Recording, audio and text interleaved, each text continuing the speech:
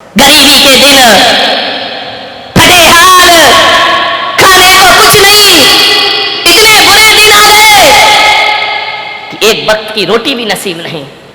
सुशीला पत्नी ने कहा, क्यों ये गरीबी के दिन भोगता है, द्वार द्वार भटकता है, दो वक्त की रोटी नहीं मिलती है। एक काम कर, जा द्वारिकाधीश के पास जाकर के अपनी गरीबी बताना। उसने कहा, तू पागल हो गई, वो मेरे बचपन का बाल सखा, उसे जाकर के गरीबी के दिन बताऊं? भूखा मर जाऊंगा, लेकिन दोस्त को जाकर के हाल नहीं दिखाऊंगा। मैं कुछ नहीं मांग सकता उससे, ये मेरी दोस्ती निस्वार्थ दोस्ती है। मैंने आज तक अपने दोस्त से कुछ मांगा नहीं, मैं कुछ भी नहीं मांगूंगा। पत्नी ने कहा, तुम्हारा दिमाग खराब है, तुम गरीब हो, वो सम्राट है। अरे चले तो जाओ, एक बार मिल तो लो, एक बार देख तो लो। पत्नी सही होगी, सही सलाह देगी, पत्नी गलत होगी तो गलत। जीवन को संवारती है पत्नी, ध्यान रखना। एक सही सलाह देने वाली पत्नी मिल जाए तो मैं कहता हूं, पत्नी से बड़ा दुनिया में कोई दोस्त भी नहीं हुआ करता है। यदि सही सलाह देती है, बहुत अच्छी दोस्त होती, जीवन की हमसफर होती है। पत्नी केवल भोग की वस्तु नहीं हुआ करती है, पत्नी केवल काम करने वाली नौकरानी नहीं हुआ करती है, पत्नी जीवन की परम मित्र भी हुआ करती है। और परम मित्र ऐसी होती है कि दशरथ के युद्ध में यदि पहिया गिर जाए रथ का, तो पत्नी उंगली लगा करके रथ को युद्ध के क्षेत्र से बाहर कहती लेकर के आ जाती है। पत्नी भी एक मित्र होती है, ध्यान रखना। जाओ तुम द्वारिकाधीश के पास। उसने कहा, तू देख, ज्यादा जिद मत कर। बोले एक काम करो। बोले क्या? मत मांगना, मिल लो। अब जाने की तो जल्दी मची। मिल लो, ये शब्द बड़ा समझ में आया उसके। गया, पत्नी से बोला, देख सम्राट के दरवाजे पे जा रहा हूं। ऐसा भिखारी सा जाऊंगा क्या? देख कुछ कपड़े पड़े हैं क्या? पत्नी भीतर गई, एक मटके में एक अंगरखा रखा था, फट गया, पुराना, लेकिन मन में तो था कि कुछ तो पहन कर जाऊं। पहन के गया। कहानी मालूम है आपको, ऐसा नहीं है कि नहीं मालूम है। अंगरखा बांधा, 3 मुट्ठी चिवड़े रखे, चला दोस्त से मिलने। मांगूंगा नहीं, मन में यही सोच, मांगूंगा नहीं। मांगना तो मरने के समान हुआ करता है, मांगूंगा नहीं। लेकिन बहुत दिनों से द्वारिकाधीश को देखा नहीं। वो क्या जाने द्वारिकाधीश क्या है, उसकी नजरों में तो आज भी कन्हैया है, आज भी वही कृष्ण है, आज भी वही कान्हा है जो जंगलों में गाय चराया करता था। वही सोच के जा रहा, गरीब है, तन पे कपड़े नहीं, वो क्या जाने सम्राट क्या होते हैं। वही दिमाग में रख के जाता है, वही कन्हैया मिलेगा, वही कृष्ण मिलेगा। बचपन में चने चुरा कर खाते थे, माखन चुरा कर खाते, वही मिलेगा मेरा दोस्त। जैसे ही द्वारिका में पहुंचा, क्या देखता है? सोने की द्वारिका, इतनी सुंदर। रोज प्रातः जिसकी बीथियों पर गुलाब जल सिंचा जाता है, जहां बेल लताएं लहराती हैं, द्वार द्वार तोरण द्वार बने हैं, रंगोलियां चौक बनकर के दरवाजों पर पड़ी है, हजारों लोग आ रहे हैं, जा रहे हैं। आंख फटी की फटी रह गई उसकी। ये द्वारिका, स्वर्ग जैसी द्वारिका, ऐसा लगता है देखकर इंद्र की अमरावती धरती पर उतर आई हो। बड़े बड़े गजराज, अश्वरोही, पदयात्री, देख करके आंख फटी रह गई। उसने कहा, पगली कहां भेज दिया तूने मुझे? इतनी सुंदर द्वारिका नगरी, सोने की द्वारिका थी। ध्यान रखना, जिस नाम के पीछे का लग जाए ना, वहां सोना ही सोना होता है, ध्यान रखना। नहीं मालूम द्वारिका काय की थी? सोने की। लंका काय की थी? अमेरिका, सोने ही सोना, ध्यान रखना। जहां का लग गया वहां कंचन ही कंचन है। मानने गया, देखा इतनी सुंदर द्वारिका, आगे फटी की फटी पूछा जा करके, राहगीरों से, हो भाई? बोले चल है। बोले नहीं, इतना बता दो द्वारिकाधीश कहाँ रहते हैं? अरे लोगों ने कहा, पागल, गांव का गवारिया, द्वारिकाधीश कहाँ रहते हैं? सम्राटों के महल नहीं जानता तू? महल में रहता मेरा कन्हैया, जो गाय चराता था, लकड़ी लेकर के माखन चुराता था गोपियों से, वो महल में रहता है। बोले हाँ। बोले मुझे बता दो, सुबह से शाम हो गई, द्वारिकाधीश का घर बता दो मुझे। किसी ने कहा वो जो सोने का महल दिख रहा है ना, ये द्वारिकाधीश का महल है। आंखें चौंधी आ गई उसकी, द्वारिकाधीश इसमें रहते हैं। गया हारा सा। जब मित्र बहुत ज्यादा धनवान होता है ना, तो हीन भावनाएं मन में आती हैं। ये क्या पहचानेंगे मुझे, ये क्या जानेंगे मुझे, ये मुझसे बात करेंगे या नहीं करेंगे।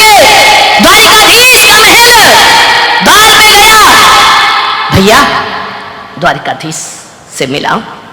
लोगों ने चला, कहां द्वारिकाधीश, पागल है क्या, शकल देख अपनी औकात है, फटे पुराने चीथड़े पहना है। वो कह रहा द्वारिकाधीश से मिला दो, मेरा बाल सखा है। बोले पागल हो गया, पागल खाने में डालो इसको। द्वारिकाधीश और इसके मित्र, ये फटे हाल कंगाल भिखारी, पागल हो गया है। कृष्ण महल में थे, द्वारिकाधीश भोजन को बैठ रहे थे। रुक्मणी ने भोजन परोसा, सत्यभामा पंखा जल रही है। कृष्ण कलश लेकर हाथों का आचमन कर रहे हैं, भोजन के लिए बैठना है। पीतांबर से हाथ पहुंच रहे हैं, खबर पहुंची कि जाओ मुझे मिलने दो। ये शब्द टकराए द्वारिकाधीश के कानों में। उन्होंने कहा कौन है? सेवक गए, महाराज कोई एक भिखारी आपके दर पे आया है। भिखारी इतना जिद क्यों कर रहा है? पता नहीं महाराज, दिमाग खराब है उसका। क्या नाम है? बोले नाम तो कुछ बताता नहीं। बोले क्यों? पूछ के आओ वो कौन है और कहां से आया है। सैनिक दूसरे दौड़े आए, बोले महाराज एक भिखारी है, आंखों में कीचड़ है, पैरों में पदत्राण नहीं है, कपड़े फटे हुए हैं, एक कंगाल है, मानसिक रूप से विक्षिप्त है, अपना नाम सुदामा बताता है। सुदामा मेरा मित्र। हाथों में कलश लिए थे, कलश फेंका कृष्ण ने, भागे दौड़े दौड़े भागे द्वार की ओर, दरवाजे की ओर। अरे पागलों से वहां क्यों खड़ा कर रखा है, उसे भीतर लेकर आओ सम्मान के साथ। महाराज आप नहीं समझ रहे ये कौन है। अरे छोड़ो, कहते हैं नारायण। कृष्ण दौड़े दौड़े भागे, पीतांबर नीचे गिर गया। जाके देखा सुदामा खड़ा है। पगले देखा सुदामा ने पीतांबर वस्त्र धारण किए, मोर मुकुट धारण किए। नारायण श्री कृष्ण राजसिक प्रासाद में द्वारिकाधीश नजरें झुका ली सुदामा ने। कृष्ण ने कहा मित्र तुम यहाँ कैसे खड़े, क्या हाल बना रखा है तूने। लिया कृष्ण ने और आलिंगन बद्ध कर लिया अपने मित्र का। मान्यवर शायद तुम्हारे रिश्तेदार भी वो प्यार नहीं दिखाएंगे जो प्यार एक दोस्त और मित्र से प्राप्त हुआ करता है। लपेट लिया आलिंगन में। संकुचित है सुदामा, क्या करे इतने बड़े सम्राट और मैं कहां का कंगाल भिखारी। हाथों का सहारा देकर कृष्ण ले गए। रुक्मणी ने देखा कौन है, इतने सम्मान से लेकर आ रहे हैं। ले जाकर के बिठाया ऊंचे आसन पर। रुक्मणी से कहा इसके पैर धो। देखो कैसे पैरों में बीमारी फट रही है, खून रिस रहा है। पागल कहीं का, पदत्राण भी नहीं पहनता है। कलश से पैर धोए। संकुचित है सुदामा। ऐसे भी कोई दोस्त होते हैं दुनिया में, ऐसे भी कोई मित्र होते हैं दुनिया में। पैरों को अपने दुपट्टे से पोंछ रहे नारायण कृष्ण, आंखों से आंसू गिरा रहे। पगले ये क्या हाल तेरा है, ये क्या परिस्थिति बना ली तूने। चल स्नान कर। स्नान कराया, गुलाब की पंखुड़ियों के जल से स्नान कराया, सुगंधित लेप लगाए। ये कैसा दीनहीन जीता है तू, मेरा मित्र होकर। कुछ नहीं बोला अभी तक सुदामा, एक शब्द भी नहीं बोला। प्रेम जहां मुखर होता है ना, तो शब्द मौन हो जाया करते हैं। कुछ नहीं बोल रहा। तू इतना लजाया सा क्यों है, तू इतना संकुचित क्यों है पागल। देखना मित्र के घर इतने बरसों के बाद तूने याद किया है मुझे, कहां था तू। कुछ नहीं बोला, मौन है। भोजन परोसा।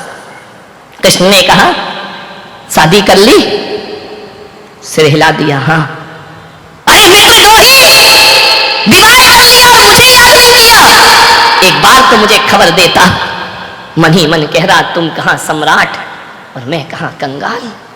क्या तुम मेरे महल में, मेरे झोपड़ी में, शादी में, विवाह में आते। अच्छा एक बात बता, भाभी कैसी है, तेरे जैसी बुद्धू है या थोड़ी समझदार है। मन ही मन कह रहा यदि वो समझदार नहीं होती तो आज मैं तुम्हारे महल में आया नहीं होता। बोला कुछ नहीं। चल भोजन कर। बोल सुदामा तू पहली बार आया है, भाभी ने क्या दिया है मेरे लिए। सम्राटों को एक भिखारी में क्या देगी। हाथ से पकड़ लिया, कमर में बंधा हुआ था दुपट्टा। कृष्ण ने कहा, क्यों रे, हमसे चोरी करता है, हम चोरों के सरताज और तू हमसे चोरी कर रहा है। भूल गया कैसे माखन चुराया करते थे, कैसे मटकी फोड़ा करते थे, कैसे गोकुल में जीवन गुजारा करते थे। तू ही तो था जो खिड़की से मुझे अंदर करता था, जाओ कन्हैया माखन चुराओ। हम जैसे चोरों से चोरी कर रहा है, पागल कहीं का। हम चोरों के, बता क्या दिया भाभी ने, क्या दे, 56 भोग सामने रखे हैं और कहां चिवड़े खिलाएगा। पकड़ लिया जोर से। कृष्ण ने कहा, पागल तू छल मत कर मेरे से, छलिया नाम मेरा है, छलिया नाम तेरा नहीं, तू मुझसे छल कर रहा है। बता क्या है, क्या भेजा। भाभी खाली हाथ नहीं भेजेगी। एक झपट्टा मारा नारायण कृष्ण ने, बिखर गए सारे चिवड़े जमीन पर। कृष्ण ने कहा, ये भेजा है। बोले हाँ। बोले एक काम कर सुदामा, तेरी भाभी का बना भोजन तू कर और मेरी भाभी का बना भोजन मैं करता हूँ। सुदामा ने कहा, नहीं कन्हैया ऐसा मत करो। पहली बार शब्द निकले, ऐसा मत करो, मुझे शर्मिंदा मत करो। कृष्ण ने कहा, पागल है क्या, ये देख मोहन भोग कर, ये 56 भोग कर।